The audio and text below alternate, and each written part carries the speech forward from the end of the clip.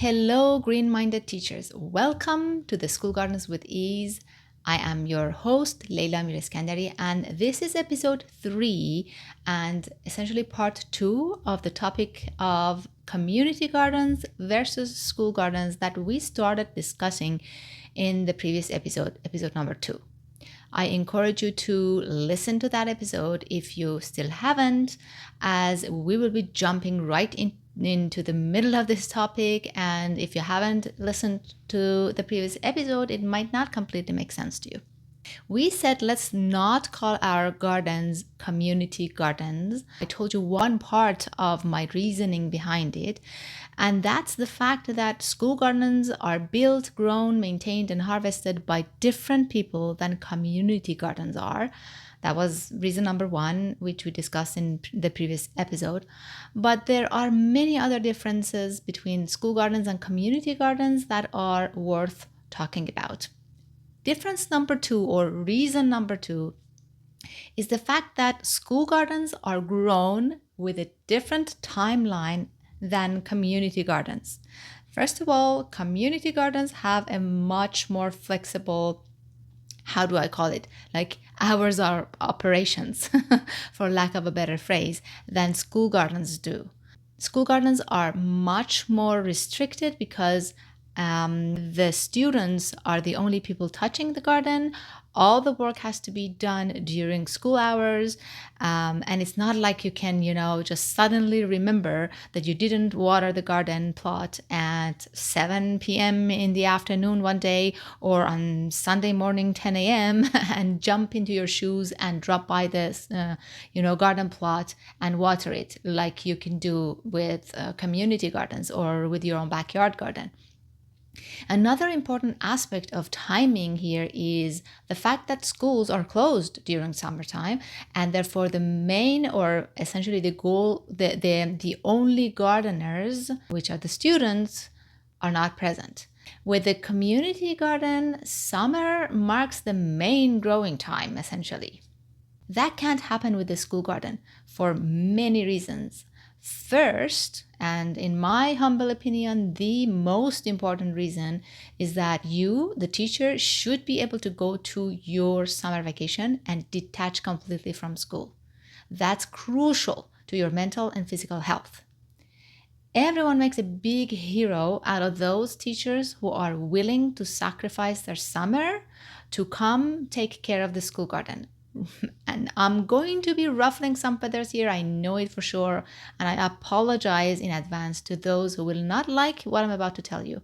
But I think those teachers do a huge disservice to not only themselves and their future year students, because they're going to not be refreshed and rested when they go back to school, but also to the entire school garden community of teachers of all over the planet Earth, essentially, because they set a bad example and destroy the school garden's reputation.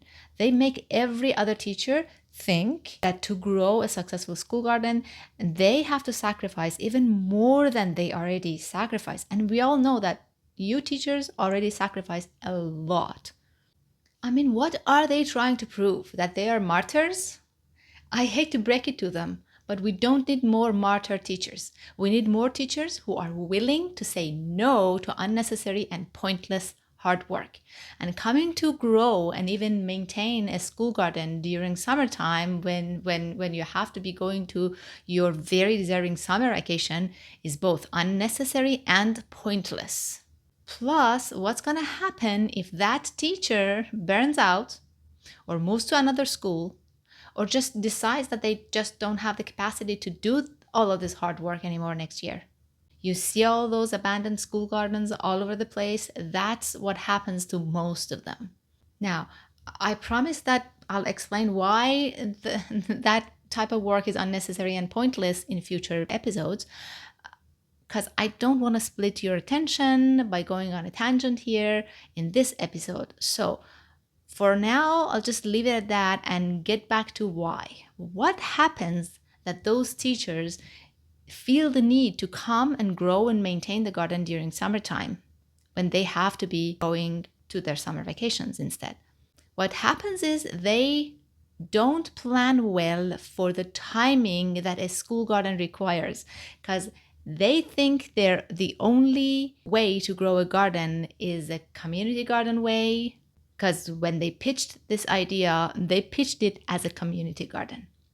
Now, I know what you're thinking. You're thinking, but parents will come and grow and, maintain this garden for us. What's the community for then? But will they though?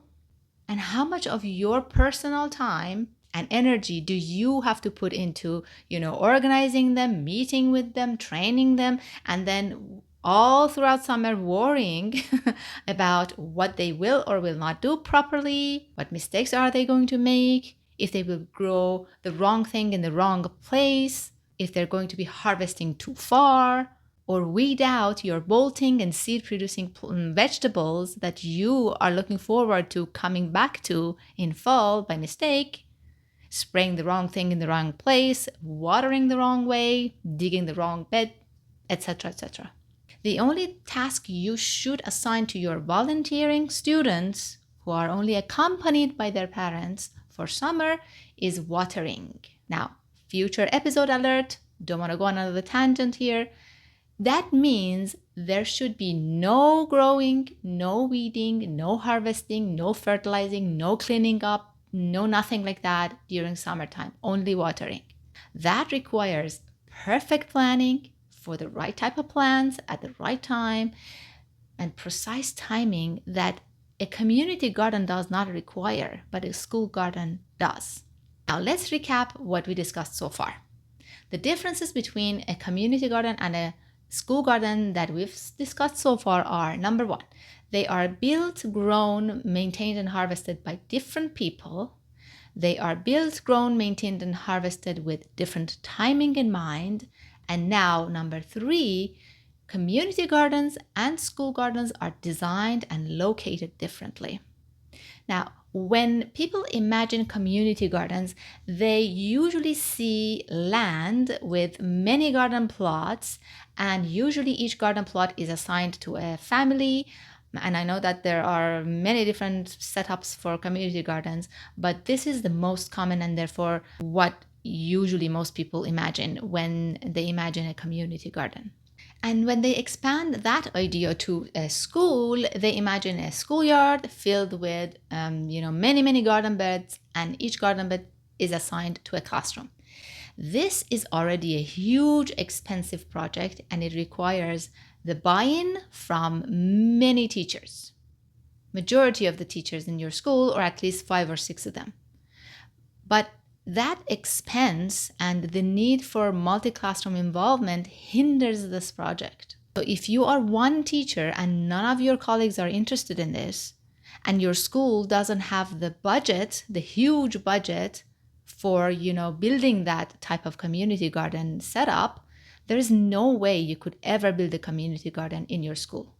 But when you want to build a school garden, as I touched upon in the previous episode, and I will fully explain it in a future episode, all you need is you, your students, your class time, all of which you already have, by the way, curriculum connected growing lesson plans, a few bags of soil, a few packs of seeds, a bunch of, inexpensive seed starter cups and buckets, and you can start a school garden in your own classroom. Admittedly, you also need sunlight, so if you can't find good sunny windows anywhere in your school, you'll have an extra expense for a few grow lights just for you, not for the entire school. This is not going to be a huge budget and a huge project again, just for you. And if you really want to plant outside, desperately want to do that, all you'll need is 1 or 2 garden beds or a few containers. But I have to say, a school garden can be entirely placed indoors and finished and be done with at the end of the school year. I call those types of gardens classroom gardens, and the ones that are outside, school gardens, just, to distinguish between them.